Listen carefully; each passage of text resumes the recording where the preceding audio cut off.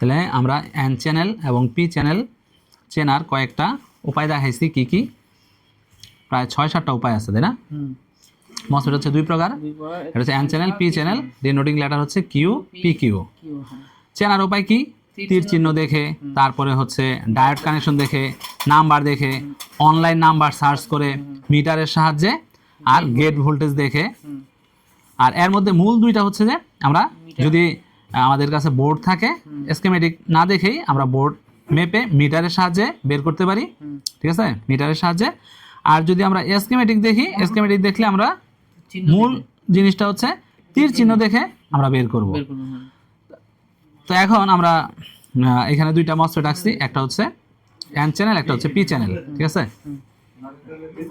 একটা এখানে সোর্স আমরা কিভাবে চিনবো, এই এন চ্যানেল কিভাবে চিনবো, ডায়োড কানেকশন, আর এটা হচ্ছে তীর চিহ্ন। ডায়োড কানেকশন আর তীর চিহ্ন, তো ডায়োড কানেকশন আর তীর চিহ্নের মধ্যে কিন্তু ডিফারেন্স আছে।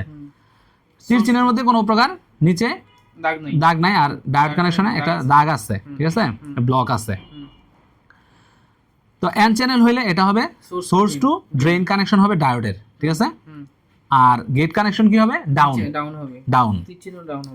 দেন হচ্ছে আমাদের এন চ্যানেলের ক্ষেত্রে জাস্ট এটার উল্টা, ড্রেন টু সোর্স কানেকশন হবে ডায়োডের, আর তীর চিহ্ন হবে আপ।